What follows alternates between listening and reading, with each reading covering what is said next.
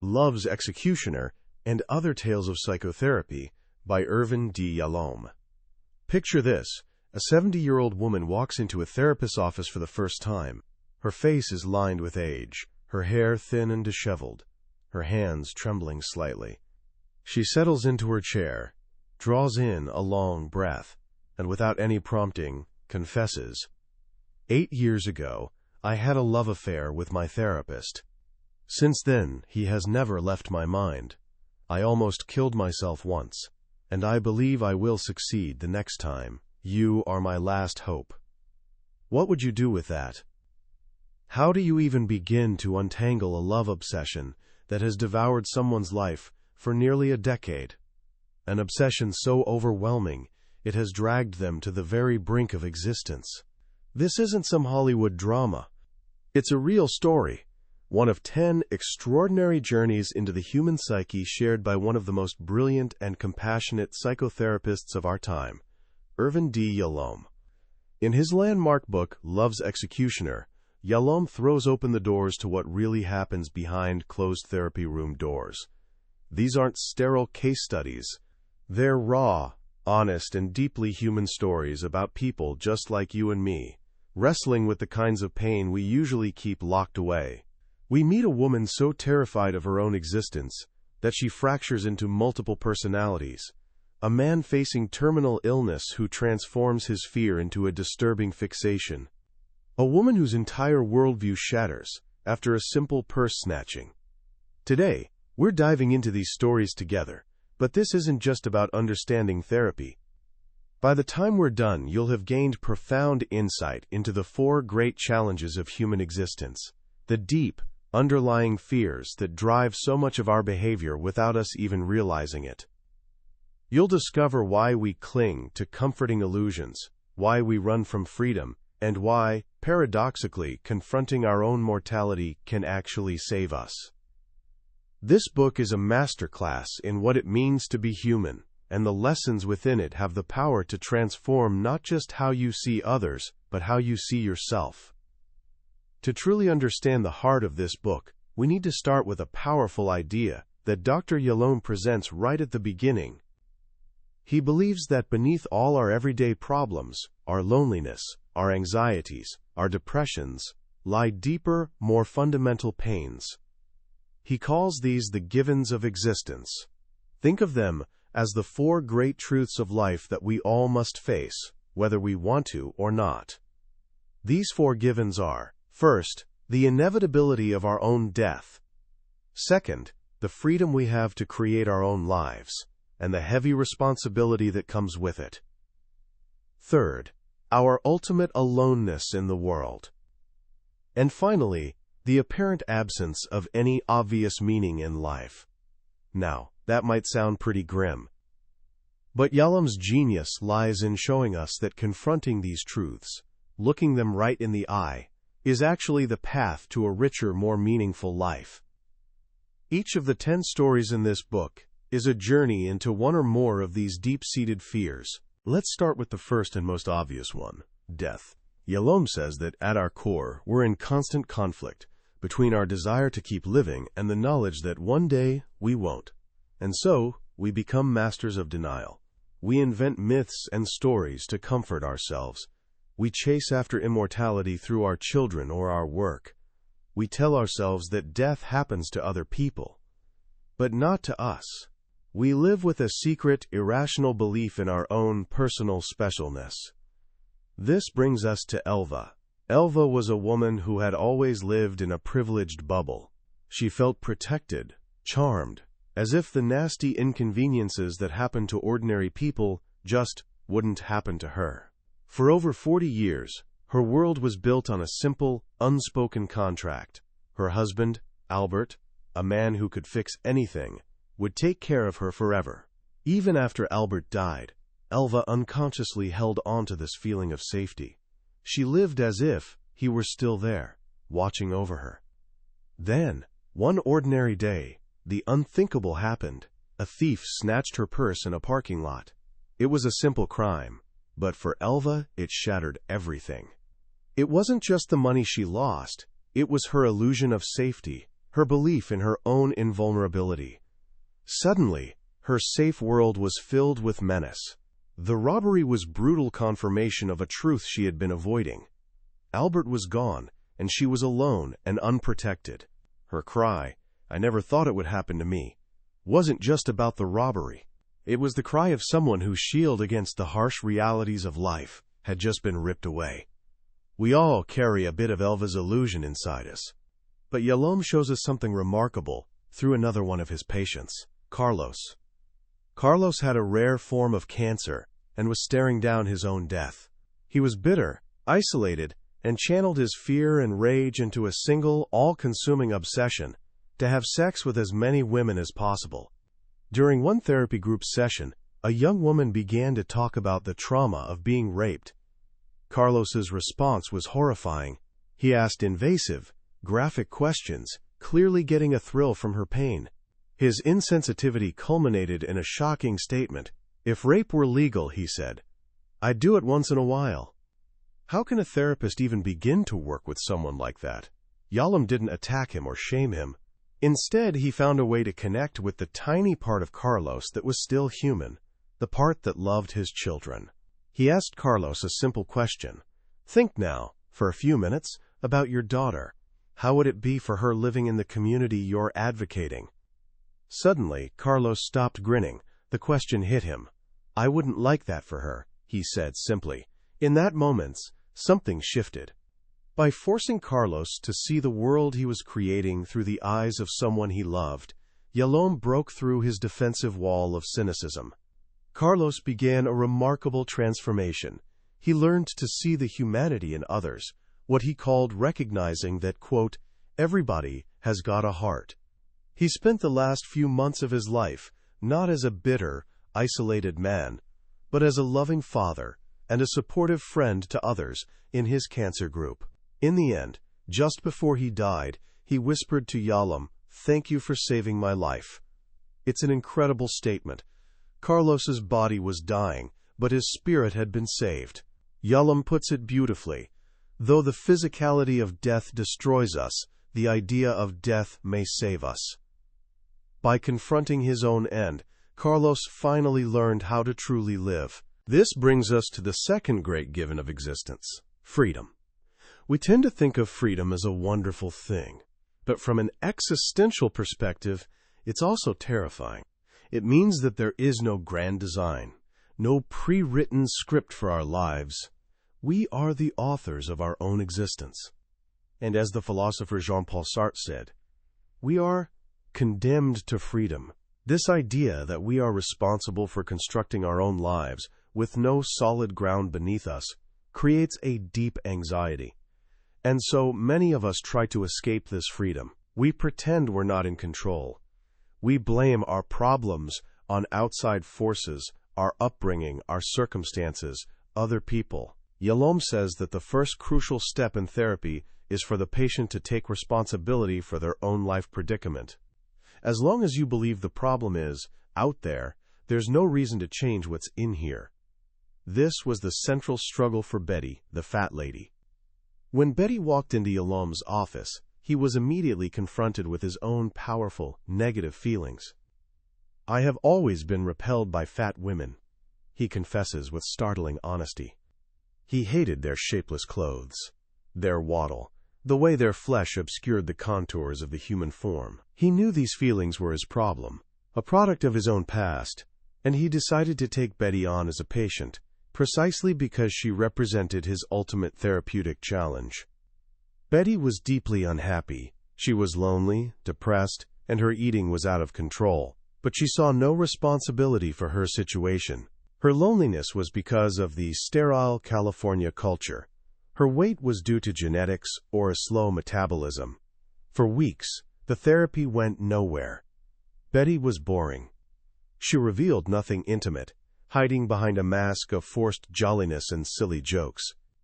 Yalom realized he had to get past the content of what she was saying and focus on the process, on what was happening between the two of them, right there in the room. He decided to confront her, gently. He told her that her constant need to entertain him was actually pushing him away, making him feel distant and less interested. It was a huge risk, but it worked. For the first time, Betty began to speak with the seriousness her pain deserved. The real breakthrough, however, came when she joined a therapy group and met Carlos, the man with cancer. Seeing Carlos's emaciated body and his hair loss from chemotherapy triggered a flood of terrifying memories of her own father, who had died of cancer when she was 12.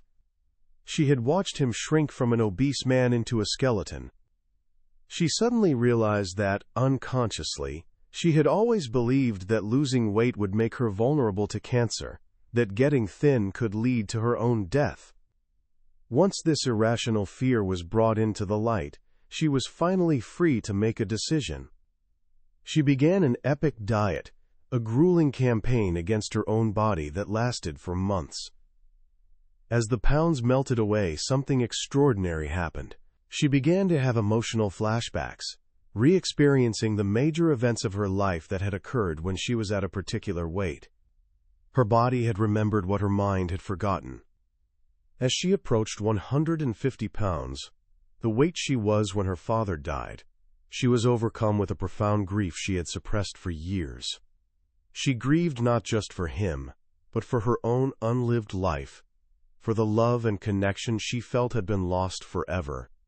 By taking responsibility for her body, she had unlocked the door to her deepest pains, and, in doing so, began the process of truly healing herself. The struggle for freedom is also at the heart of the book's title story, Love's Executioner. This is the story of Thelma, the 70-year-old woman we met at the beginning. For 8 long years, her entire existence revolved around a 27-day affair she'd had with her former therapist, Matthew. After their brief, magical time together, he cut her off completely, and she had never stopped thinking about him since. Her obsession was so total that she told Yalom, "My life is being lived 8 years ago." Yalom recognized that Thelma had surrendered her freedom, her very existence, to the fantasy of this man. She had given him the power to determine her happiness. She even claimed that a single 5-minute phone call from him once a year would be enough for her to live happily. Thelma had a, quote, lust for submission, a desperate desire to escape the responsibility of creating her own life. For months, Yalom tried every therapeutic approach he could think of to break the obsession's hold on her, but nothing worked. Finally, he played his last card. He proposed a 3-way session with the real Matthew. Thelma, terrified but desperate, agreed. What happened in that session was something no one could have predicted. Matthew revealed that during their affair, he had been in the midst of a serious psychotic break. He had just returned from a meditation retreat in India, was hallucinating, and had lost all sense of his own boundaries. "I felt one with Thelma," he explained. "I wanted her to have everything she wanted in life. I didn't know where I ended, and another started." The entire foundation of Thelma's obsession crumbled in an instant. The grand romantic love she had cherished for 8 years was not a shared experience. He was in a psychosis. She was in a fantasy. Yalom had to deliver the final, painful blow. "You cannot recreate a state of shared romantic love," he told her, "because it was never there in the first place." He had become love's executioner. Thelma was devastated, plunged into a deep despair. She felt old, empty, and furious that she had protected this illusion for so long. She quit therapy, accusing Yalom of leaving her with nothing. It seemed like a total failure, but 6 months later, a research team followed up with her. Thelma had improved more than any other patient in the study. She was less depressed, no longer suicidal, and her self-esteem was higher. And what was the source of this miraculous recovery? She had, on her own, started meeting with Matthew for coffee once a month. By transforming the fantasy into a real, ordinary human relationship, she had finally freed herself. The execution of the illusion had, in the end, given her back her life. This leads us to the third great given, existential isolation. This isn't just about being lonely. It's the deeper, unbridgeable gap that exists between each of us and everyone else. We are born alone, and we die alone. And this fundamental aloneness creates a profound anxiety. One of the most common ways we try to escape this anxiety is through what Yalom calls fusion, the melting of our own boundaries into another person. When we fall head over heels in love, the lonely I dissolves into a blissful we. We shed our anxiety, but we also lose ourselves. Thelma's obsession with Matthew was a desperate attempt at fusion. She wanted to be consumed, to have her separate self obliterated by her love for him. Yalom contrasts this with true connection. As one dying patient memorably puts it, even though you're alone in your boat, it's always comforting to see the lights of the other boats bobbing nearby. We cannot erase our fundamental separateness, but we can ease the pain of it by being fully present for one another. This brings us to the final given, meaninglessness. In a universe that has no built-in meaning, where everything could just as easily have been otherwise, how do we find a purpose for our lives? This question plagues modern men and women, and many seek therapy because their lives feel senseless. Yalom argues that the search for meaning is like the search for happiness. It must be conducted obliquely. Meaning isn't something you find. It's something that ensues from meaningful activity. In other words, meaning is a byproduct of engagement. When we commit ourselves to projects, to relationships, to causes bigger than ourselves, the question of meaning ceases to matter. This was the quiet crisis facing Marvin, the 64-year-old accountant, in the story, In Search of the Dreamer. Marvin came to therapy for migraines, which he meticulously charted and correlated with his sexual performance. On the surface, he was a man obsessed with sex, but underneath, his real problem was his impending retirement.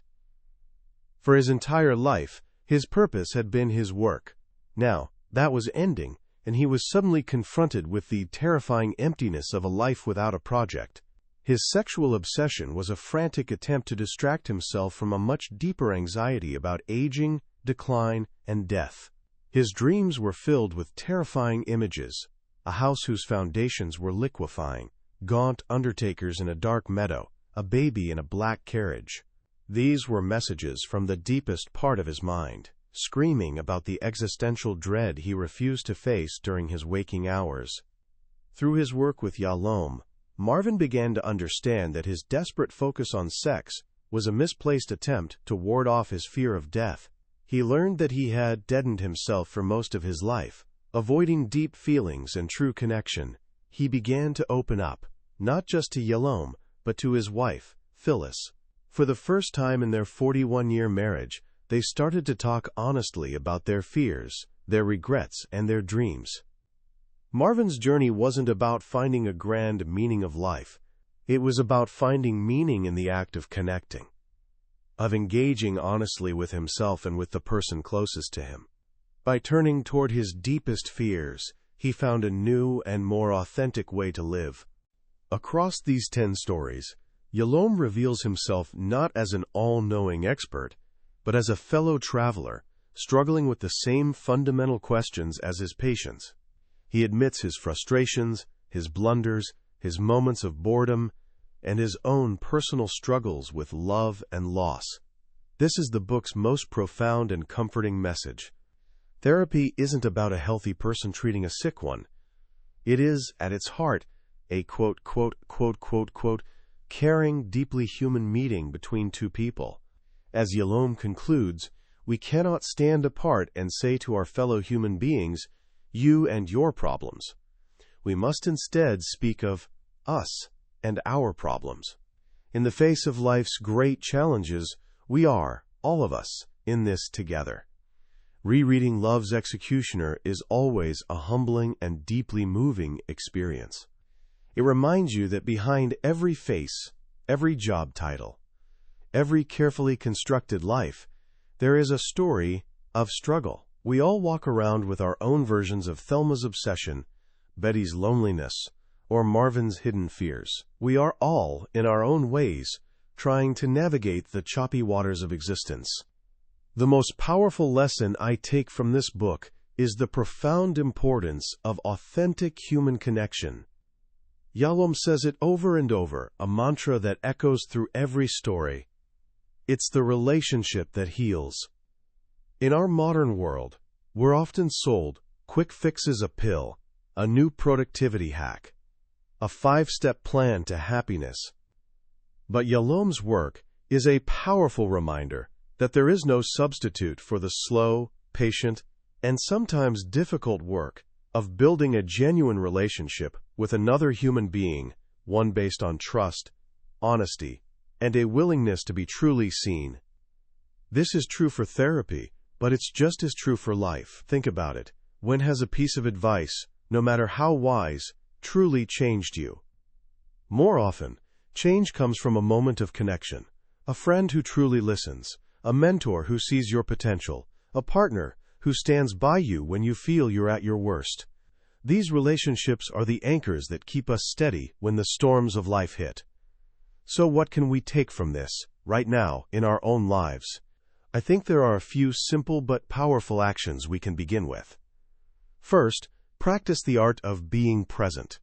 In your next conversation with someone you care about, try to quiet the noise in your own head and just listen. Don't think about what you're going to say next. Don't try to solve their problem.